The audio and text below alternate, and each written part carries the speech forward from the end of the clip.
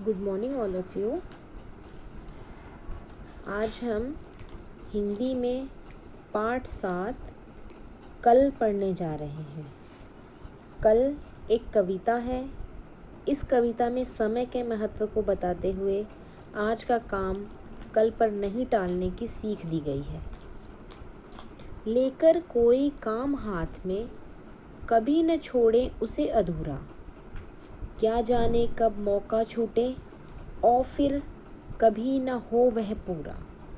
इसमें महाकवि आरसी प्रसाद सिंह जी कहते हैं कि जब हम कोई हाथ में काम ले लेते हैं, कोई काम की शुरुआत जब हम कर देते हैं तो उसे हमें कभी भी अधूरा नहीं छोड़ना चाहिए, क्योंकि ये नहीं पता है कि अगर एक बार हमने वो काम छोड़ दिया तो वो उसके बाद कब दोबारा पूरा होगा।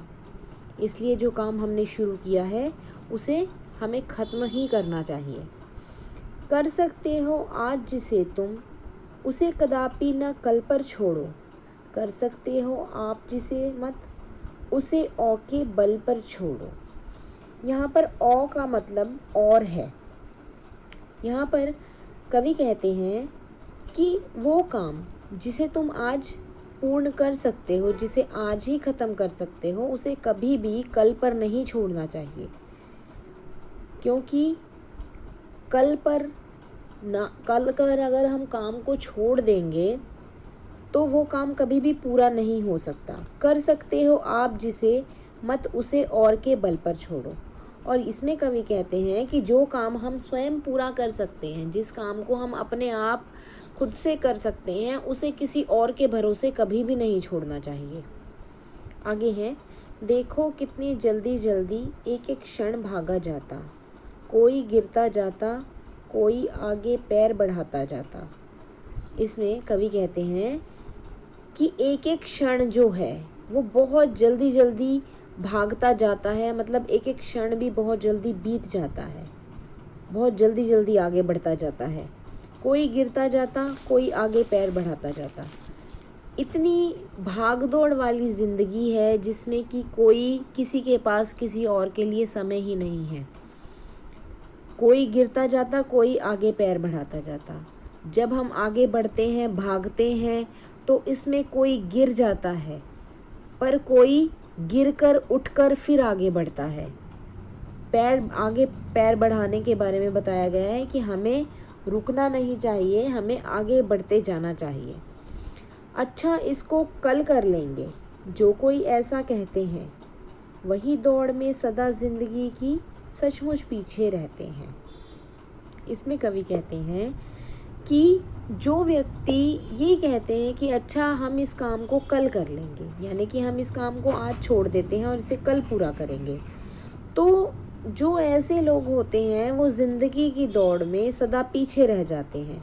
यानी कि जो ज़िंदगी की दौड़ क्या है, जहाँ पर हमें अपने लक्ष्य को प्राप्त करने के लिए आगे बढ़ना होता है, तो ऐसे लोग हमेशा अपने लक्ष्य से पीछे हटते जाते हैं, एक एक दिन पीछे जाते जाते हैं, और एक दिन ऐसा आता है जब उनका लक्ष्य सचमुच में पीछे ही रह जाता है, पीछे ही सब कुछ छूट जाता है।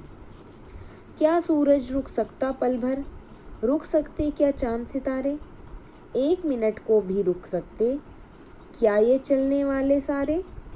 इसमें कवि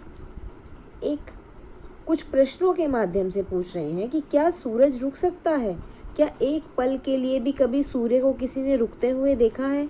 सूर्य समय पर उगता है और समय पर छिप जाता है, कभी भी वो समय बर्बाद नहीं करता।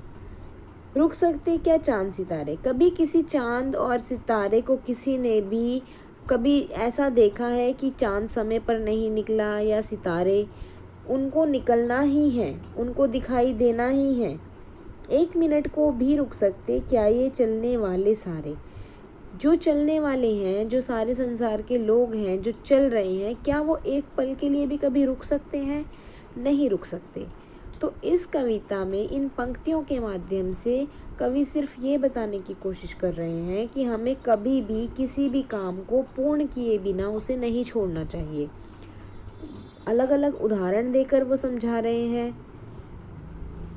तो इस तरह से हमें भी, मैं विद्यार्थियों को भी यही कहना चाहूँगी कि जब वो किसी काम को शुरू करते हैं, अभी आप लोगों के लिए काम सिर्फ पढ़ाई है, आप अपने पढ़ाई पर ध्यान दो।